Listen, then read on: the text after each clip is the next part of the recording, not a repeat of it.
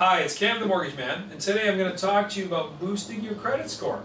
I get asked a lot about this because let's face it, credit is paramount in today's world. So, what are the consequences of having a poor credit score?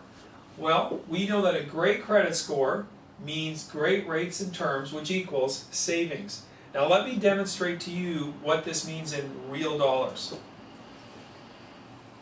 Let's take a look. Let's say you wanted to get a $250,000 mortgage and your credit score was below 600.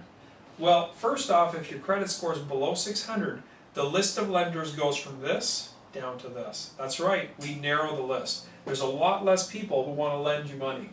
Now, let's say that after doing all of this, we found that we could get a rate of 5.99 for 5 years.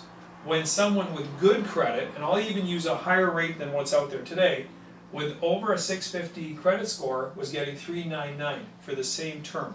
So, what does this mean in dollars?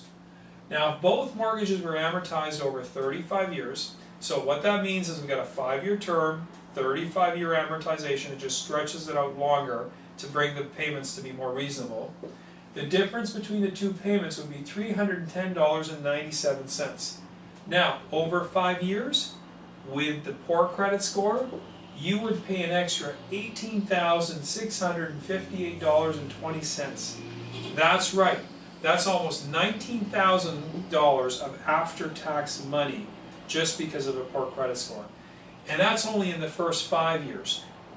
You know what? We don't want to do the math for the next 30 because it's going to scare you. So, what do? How do we find out what our credit's at? How do we boost it? What's the steps we've got to do? Well, first off, get a copy of your credit report.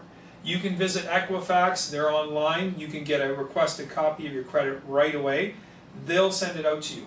The reason you want a copy is you want to double check and make sure that everything on your credit report is accurate.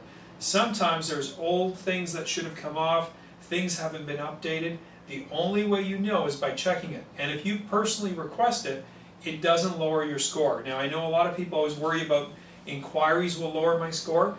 Not if you request it yourself. It doesn't do it. Now, next step, pay any and all balances on your credit cards and loans monthly, even if it's just the minimum monthly payment. So what does that mean? Let's say even if you're tight one month and you've got a credit card, make the minimum payment. Don't put it off.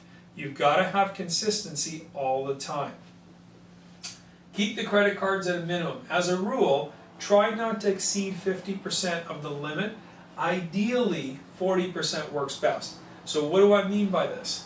Let's say you have a $2,000 Visa limit. Don't break over $1,000 on that card. Even if you pay it off every month, but you rack it up $2,000 every single month to the limit, it still will affect you adversely. Better off 50%, again, ideally 40%. Minimize the amount of accounts. So if you're like some folks, you've got 12 different things. You've got a HBC card, a Zeller's card, you've got a Brick card, a Future Shop, on and on and on. Condense them, compress them, eliminate a bunch, try to minimize it. Pay on time all the time. As I said before, steady payments win the race. You need to be paying all the time. Your lenders, when they check this, will be seeing, are you responsible? Do you come through as you're supposed to?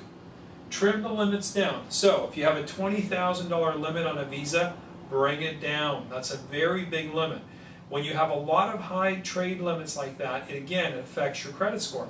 If you don't need $20,000 on that card, drop it to a reasonable amount. Plus the advantage is that if it ever gets stolen, it's certainly not going to be a lot somebody's going to run up. So what if your credit's not so stellar? What can you do? Well, here's a few basics just to get the ball rolling. Now, if you've got horrible credit and you've got absolutely no credit because of it, and nobody wants to take a chance on you, a good place to begin would be a secured credit card. Now, there are companies out there who will give you a secured credit card. It's a starter. It gets you rolling. You could also look at a secured loan, an RSP loan. Some financial institutions will do that, provided you put up the money. Then at least that's reporting to the credit bureau. You're building a credit rating. You can also look to get a loan co-signed. Again, this is a starter. It allows you to get something back on track and get moving in the right direction. Now, I can share a lot more tips with you. If you're interested in learning more or you'd like some more assistance in this arena, give us a call. You can call me, Cam, the mortgage man at Auxilium Mortgage Corporation. I can be reached anytime at 877-686-4246, or you can email me at cam@auxiliummortgage.com.